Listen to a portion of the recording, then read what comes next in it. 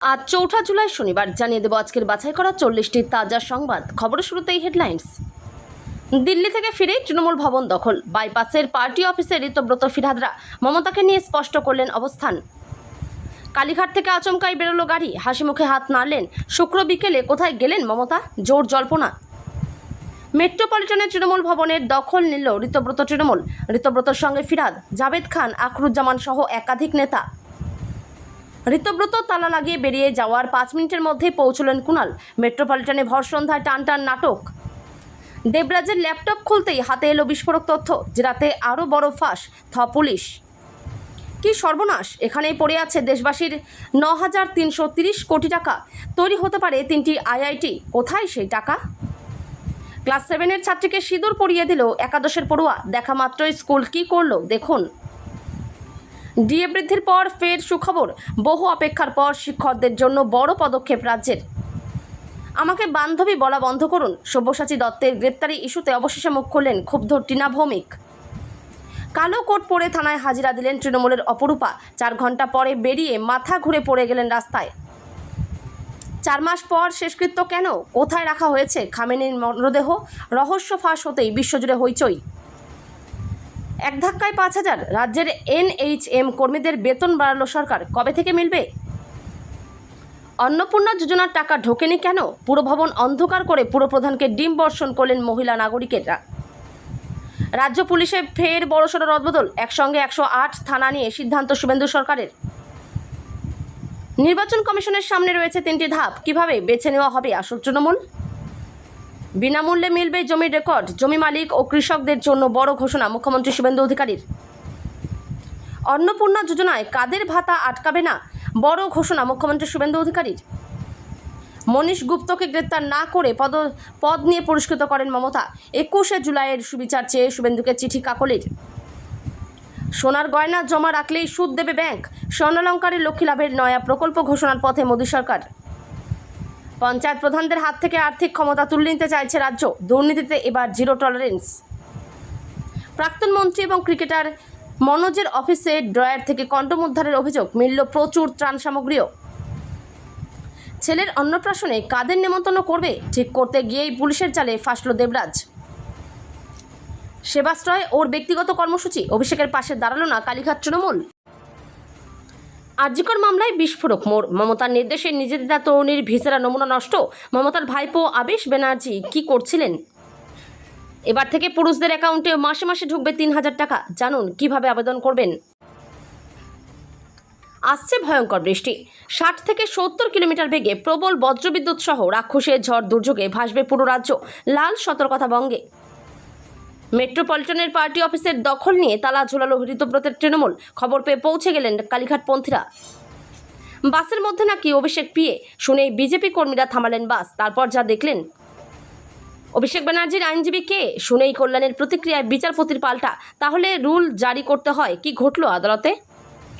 Mid day মিলের দায়িত্ব কি স্কনেরই? তাহলে অঙ্গনারী কর্মীদের কি হবে? বাচ্চাদের মেনুতে ডিম না রাজমা? কি বলল হাইকোর্ট? এতক্ষণ শুনছিলেন সংবাদ শিরোনাম, এবার শুনবেন বিস্তারিত খবর। তৃণমূল কংগ্রেসের অন্দরে ক্ষমতা দখলের লড়াই এবার এক নাটকীয় মোড়ে এসে দাঁড়িয়েছে। দিল্লি থেকে ফিরেই আর বিন্দুমাত্র সময় নষ্ট না করে সোজা বাইপাসের তৃণমূল ভবন নিজেদের নিয়ন্ত্রণে নিয়ে নিলেন ঋতব্রত ব্যানার্জি, ফিরহাদ হাকিমরা। বৃহস্পতিবার বিকেল থেকে সেখানে শুরু হয়ে গিয়েছে ম্যারাথন বৈঠক। তার আগে দুপুরে দিল্লির নির্বাচন সদনে গিয়ে নির্বাচন কমিশনের ফুল বেঞ্চের সঙ্গে দেখা করে ঋতব্রত শিবির সাফ জানিয়ে দাবি করেন, ঘাসফুল শিবিরের আসল নিয়ন্ত্রক আসলে তারাই। দল বা প্রতীক নিয়ে কোনো ধোঁয়াশাই নেই। নির্বাচন কমিশনের দপ্তরে ঋতব্রতের নেতৃত্বে 10 জনের এক প্রতিনিধি দল হাজির হয়েছিল, যার মধ্যে ছিলেন 9 জন বিধায়ক ও একজন প্রাক্তন মন্ত্রী। বৈঠক শেষে সাংবাদিকদের মুখোমুখি হয়ে তারা দাবি করেন, দলের 2/3 বিধায়ক, কাউন্সিলর এবং জেলা পরিষদের সদস্যরা তাদের পাশেই আছেন। শুক্রবার বিকেলে কালীঘাট থেকে বেরোলেন মমতা ব্যানার্জি।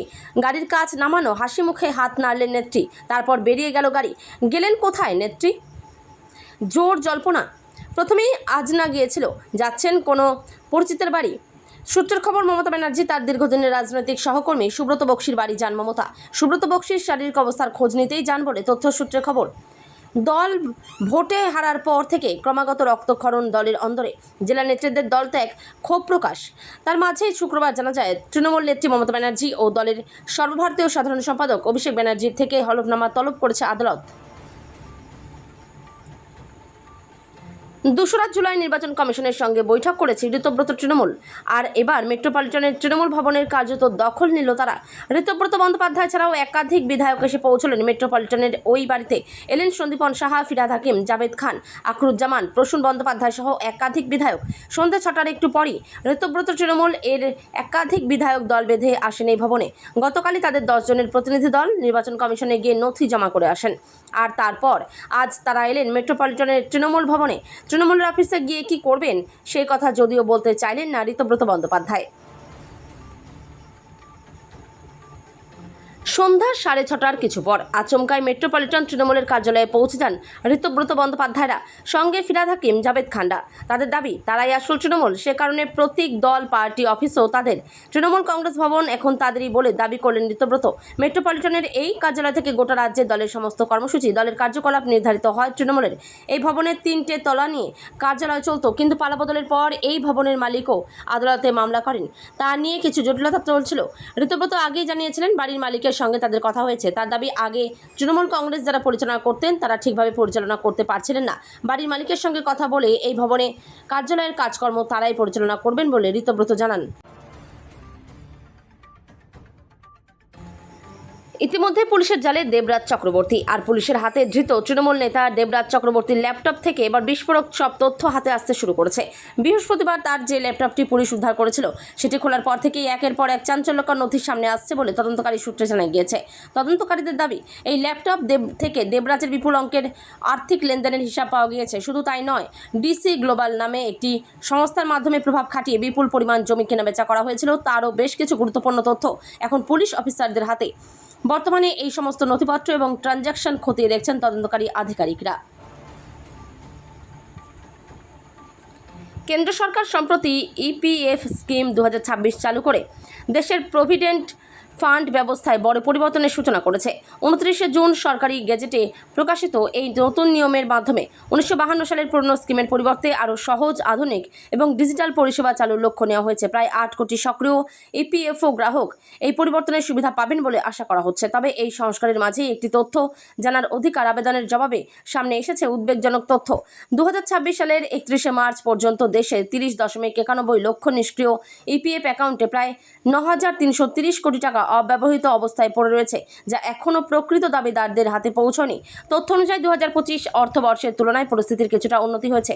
2025 সালের 31 মার্চ পর্যন্ত যেখানে নিষ্ক্রিয় ইপিএফ অ্যাকাউন্টের সংখ্যা ছিল 31.83 লক্ষ, এক বছর পরে তা কমে হয়েছে 30.91 লক্ষ। ক্লাসেই এক ছাত্রীর স্মৃতিতে সিঁদুর পরিয়ে দিচ্ছে এক ছাত্র, ভিডিওই তোলা হয়। মুহূর্তের মধ্যে তার সামাজিক মাধ্যমে ছড়িয়ে পড়তেই তীব্র চাঞ্চল্য ছড়িয়েছে দক্ষিণ দিনাজপুর জেলার গঙ্গারামপুরের একটি হাইস্কুলকে ঘিরে। যদিও ভাইরাল ভিডিওর সত্যতা যাচাই করেনি আমাদের চ্যানেল, কিন্তু স্কুলের নাম জড়িয়ে যাওয়ায় ক্ষোভে ফেটে পড়েন অভিভাবকরা। স্কুলের সামনে বিক্ষোভও চলে, চাপে পড়ে অভিভাবকদের নিয়ে বৈঠকও করে স্কুল কর্তৃপক্ষের তরফে জানানো হয়েছে ঘটনাটি তাদের স্কুলেরই। জুন মাসের 27 বা 28 তারিখের ঘটনা। ওই সময় মর্নিং স্কুল চলছিল। স্কুল ছুটির পর এই ঘটনা ঘটেছে। অভিযোগ, অধিকাংশ শিক্ষক ও পড়ুয়া বাড়ি ফিরে যাওয়ার পর কয়েকজন ছাত্রছাত্রী একটি শ্রেণীকক্ষে জড়ো হয়। সেখানে ওই ছাত্র এক ছাত্রীর স্মৃতিতে কিছু পড়িয়ে দেয়। রাজ্যে পালাবদল হতেই শিক্ষকদের উৎসশ্রী পোর্টাল নিয়ে বড় আপডেট সামনে আসছে। শিক্ষক ট্রান্সফারের উৎসশ্রী পোর্টালের পুনরায় চালু হতে চলেছে বলে জানা যাচ্ছে। বিভিন্ন কারণে দীর্ঘদিন ধরে বন্ধ থাকার পর অবশেষে শিক্ষকদের অস্বস্তি কমবে।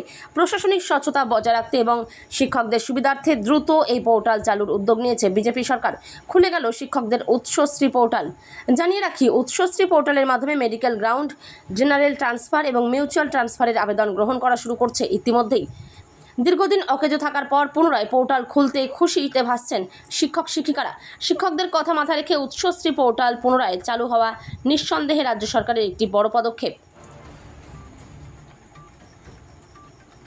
কোটি কোটি টাকার সোনা উদ্ধার এবং তৃণমূল নেতা সব্যসাচী দত্তের সঙ্গে নাম জড়ানো নিয়ে এবার সংবাদ মাধ্যমের সামনে তুমুল ক্ষোভ উগড়ে দিলেন জেলা পরিষদের সদস্য তথা শিক্ষিকা টিনা ভৌমিক সাহা। এই বিপুল পরিমাণ সোনা উদ্ধার নিয়ে সাংবাদিকদের প্রশ্নের মুখে পড়তেই কার্যত মেজাজ হারান তিনি। একই সঙ্গে সব্যসাচী দত্তের বান্ধবী হিসেবে তাকে প্রচার করার তীব্র বিরোধিতা করে আইনি ও নৈতিক লড়াইয়ের বার্তা দিয়েছেন টিনা। উল্লেখ্য, তোলাবাজি ও বেআইনি সম্পত্তি অর্জনের অভিযোগে বিধাননগর দক্ষিণ থানার পুলিশের হাতে গ্রেপ্তার হয়েছেন তৃণমূল নেতা সব্যসাচী দত্ত।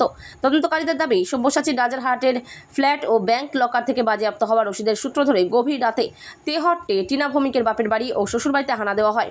সেখান থেকে প্রায় 3 কেজি সোনা উদ্ধার হয়, যার বাজার মূল্য আনুমানিক 4,39,00,000 টাকা। অবশেষে থানায় হাজিরা দিলেন তৃণমূলের প্রাক্তন সাংসদ অপরূপা পোদ্দার। শুক্রবার বেলা 11:15 নাগাদ আইনজীবীদের মতো কালো কোট পরে শ্রীরামপুর থানায় পৌঁছন তিনি। শ্রীরামপুর থানার সামনে আগে থেকে মোতায়েন ছিল পুলিশ ও কেন্দ্র বাহিনী। বিকেল 4টের একটু পরে টানা 4 ঘন্টা জিজ্ঞাসাবাদ শেষে তিনি থানা থেকে বেরিয়েই অসুস্থ হয়ে পড়েন। রাস্তায় পড়ে যান মাথা ঘুরে।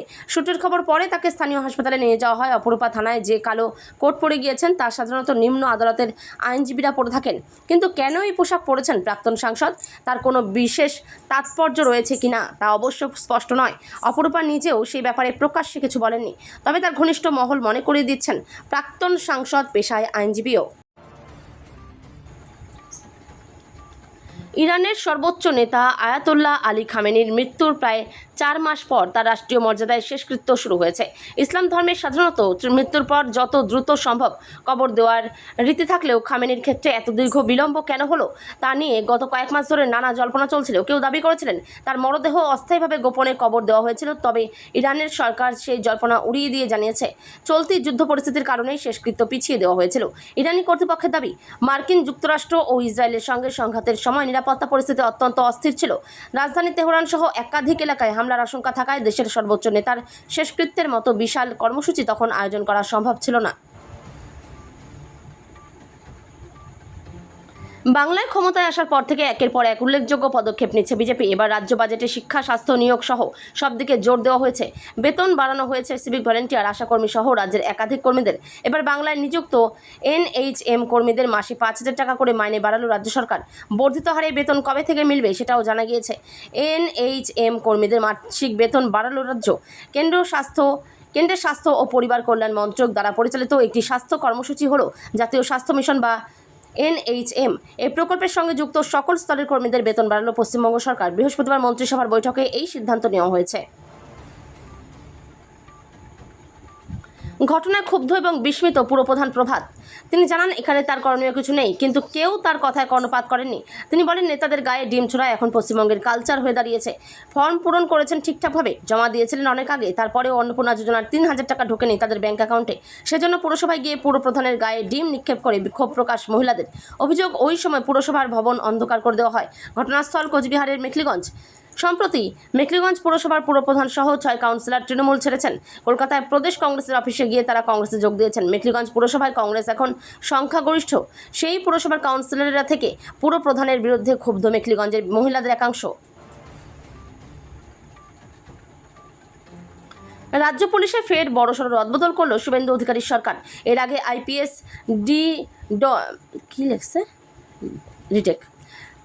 WBPS, IG, DIG, DC এবং SP স্তরে একাধিক বদলি করা হয়েছিল।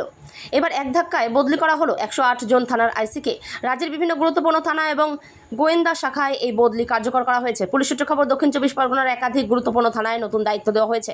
বারুইপুর, সোনারপুর, নরেন্দ্রপুর, ক্যানিং, ডায়মন্ড হারবার, ফলতা, বজবজ এবং নোদাখালী থানার IC বদলি করা হয়েছে। পাশাপাশি পূর্ব মেদিনীপুরের দীঘা, কাথি এবং তমলুক থানাতেও নতুন আধিকারিক পাঠানো হয়েছে। কে আসল কে নকল তৃণমূল কংগ্রেসের নিয়ে এটাই এখন প্রশ্ন। একদিকে রয়েছেন মমতা বন্দ্যোপাধ্যায় পন্থীরা, অন্যদিকে রয়েছেন ঋতব্রত বন্দ্যোপাধ্যায়ের নেতৃত্বে বিক্ষুব্ধ শিবির, যারা বিধানসভা নির্বাচনের পরই দল থেকে আলাদা হয়েছেন এবং নিজেদের আসল তৃণমূল বলে দাবি করছেন। এবার এই আসল তৃণমূলকে তারই বিচার করবে জাতীয় নির্বাচন কমিশন। আগামী সোমবার 6 জুলাই পর্যন্ত সময় দেওয়া হয়েছে দুই শিবিরকে। তাদের ওই দিনে বিকেল 5:30টার মধ্যে যাবতীয় প্রয়োজনীয় ডকুমেন্ট বা নথি জমা দিতে হবে। তারপরে জাতীয় নির্বাচন কমিশন কী করবে? কমিশনের সামনে রয়েছে 3টি ধাপ। এই 3টি ধাপেই নির্ধারণ করা হবে কে আসল তৃণমূল কংগ্রেস। রাজ্যের নাগরিক পরিষেবা আরও স্বচ্ছ, ঝামেলামুক্ত এবং সহজলভ্য করতে এক নয়া পদক্ষেপ নিল বিজেপি সরকার। এখন থেকে জমির খতিয়ান এবং দাগের তথ্য পাওয়ার জন্য আর কোনো টাকা খরচ করতে হবে না সাধারণ মানুষকে।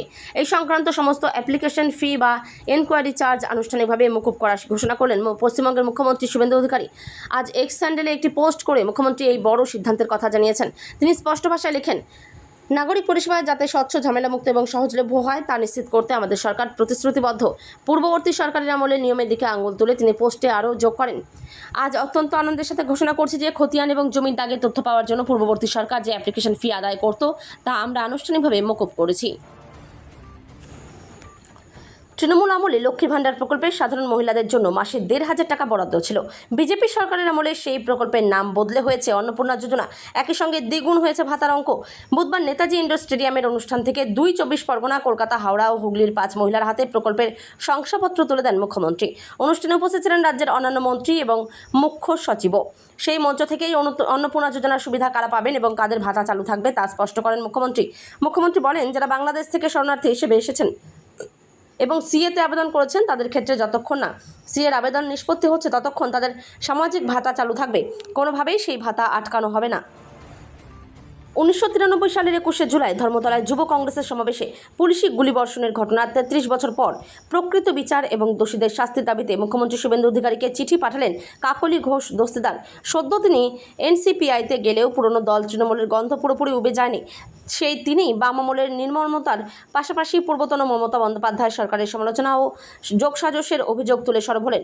চিঠিতে কাকলি অভিযোগ করেছেন, শহীদদের বিচারের প্রতিশ্রুতি দিয়ে ২০১১ সালে তৃণমূল কংগ্রেস ক্ষমতায় এলেও বিগত সরকার আদতে অপরাধী আমলা, পুলিশ আধিকারিক ও বাম নেতাদের আড়াল করতে গোপন রাজনৈতিক সমঝোতা বজায় রেখেছিল। সোনার গয়না নিয়ে নতুন একটি প্রকল্প আনতে পারে কেন্দ্রের নরেন্দ্র মোদী সরকার। তাতে হলুদ ধাতুর অলংকার জন্য সুদ দেবে সরকারি বা বেসরকারি ব্যাংক। কি সেই গোল্ড মানিটাইজেশন স্কিম? বাড়িতে সোনার গয়না থাকলেই কেল্লা ফতে। অলংকারের জন্য মাসে মাসে মিলবে চড়া সুদ। দেশবাসীর পারিবারিক আয় বৃদ্ধি করতে এহেন নতুন ব্যবস্থা চালু করতে পারে কেন্দ্রের নরেন্দ্র মোদী সরকার। এর পোশাকি নাম স্বর্ণ নগদীকরণ প্রকল্প। চলতি বছরের জুলাইয়ের তৃতীয় সপ্তাহের মধ্যে যা শুরু হতে পারে বলে সূত্র মারফত মিলেছে খবর। কি এই স্বর্ণ নগদীকরণ প্রকল্প? আর্থিক বিশ্লেষকদের দাবি, এর মাধ্যমে স্বর্ণালংকার লগ্নি করে নগদ অর্থ হাতে পাবেন গ্রাহক। তার জন্য সরকারি অনুমোদনপ্রাপ্ত কালেকশন অ্যান্ড পিউরিটি টেস্টিং সেন্টারে জমা করতে হবে হলুদ ধাতুর গয়না। এরপর আমানতকালীন অনুমোদন দিলে সেই স্বর্ণালংকার গলিয়ে ফেলবে তারা।